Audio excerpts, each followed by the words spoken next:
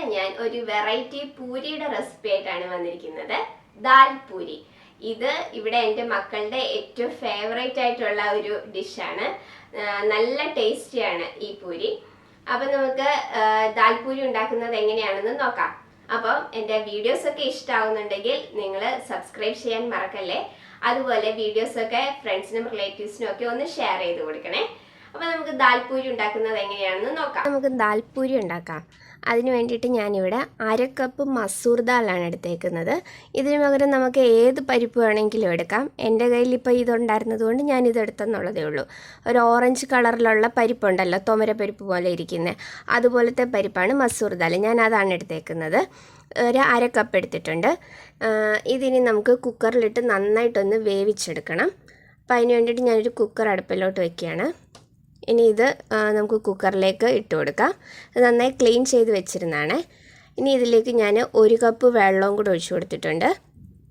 ഇനി കുറച്ച് ഉപ്പും കൂടെ ഇട്ടിട്ട് നമുക്കിത് അടച്ചു വെച്ച് ഒരു 3-4 വിസിൽ വരുന്നത് വരെ നന്നായിട്ടിത് വേവിച്ചെടുക്കണം. വെന്തുടയണം ഇത്.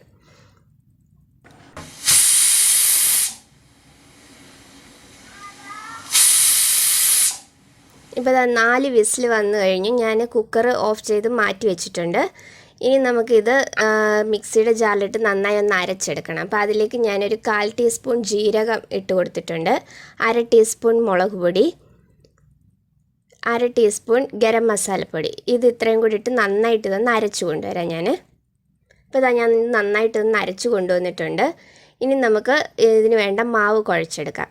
അപ്പോൾ അതിന് വേണ്ടിയിട്ട് ഞാനിവിടെ 2 കപ്പ് ഗോതമ്പ് പൊടിയാണ് എടുത്തേക്കുന്നത്. ഇനി ഈ അരച്ചു കൊണ്ടുവന്ന ഈ പരിപ്പിൻ്റെ പേസ്റ്റും കൂടെ ഇതിലേക്ക് ചേർത്ത് കൊടുക്കാം. ഇനി ഞാൻ കുറച്ച് കസൂരി മേത്തി ഇതിലേക്ക് ചേർക്കുന്നുണ്ട്. അപ്പോൾ കസൂരി മേത്തി ഇടുന്നുണ്ടെ നല്ലൊരു ടേസ്റ്റാണ്, ഒരു നോർത്ത് ഇന്ത്യൻ ടേസ്റ്റ് വരും. അപ്പോൾ അതിന് വേണ്ടിയിട്ടാണ് ഞാനിത് ഇടുന്നത്. ഇനി കുറച്ച് ഉപ്പും കൂടി ഇട്ടിട്ട് നമുക്കിത് ചപ്പാത്തിക്കും പൂരിക്കും ഒക്കെ കുഴയ്ക്കുന്ന ആ ഒരു പരുവത്തിൽ നന്നായിട്ടൊന്ന് കുഴച്ചെടുക്കാം.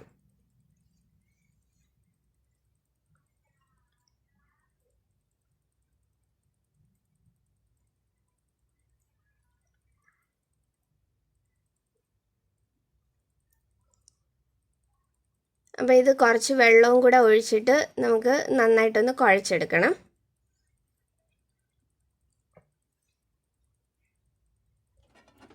ഇപ്പോൾ ഞാൻ ഇതിൻ്റെ മാവ് നന്നായിട്ടൊന്ന് കുഴച്ചെടുത്തിട്ടുണ്ട്.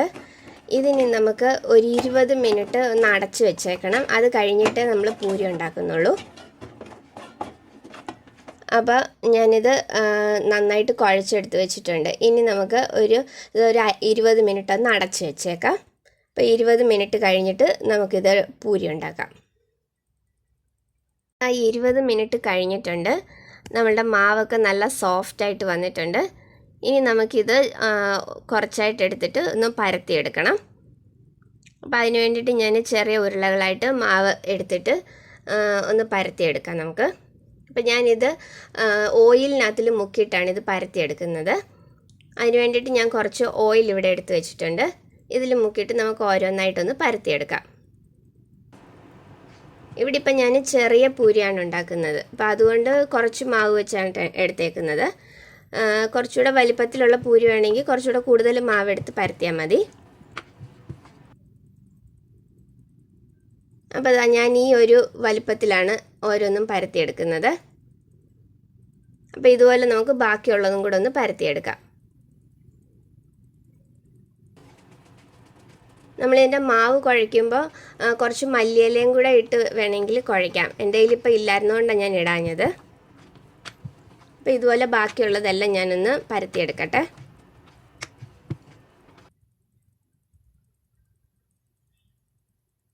അപ്പോൾ ഞാനിവിടെ എണ്ണ ചൂടാവാൻ വെച്ചിട്ടുണ്ടായിരുന്നു. ഇനി നമുക്ക് ഓരോന്നായിട്ട് എണ്ണയിലിട്ട് വറുത്തെടുക്കാം.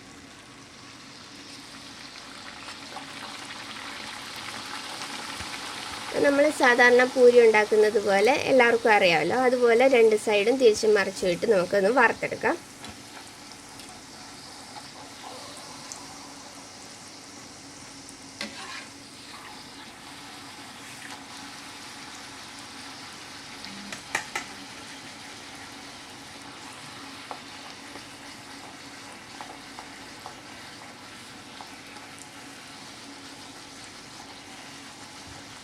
ഇനി നമുക്കിതൊന്ന് കോരി മാറ്റാം.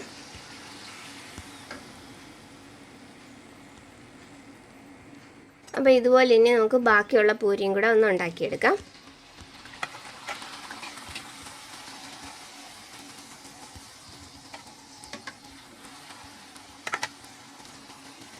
അത് ഇതുപോലെ തന്നെ 2 സൈഡും തിരിച്ചും മറിച്ചും ഇട്ട് നന്നായിട്ട് വറുത്തെടുക്കാം.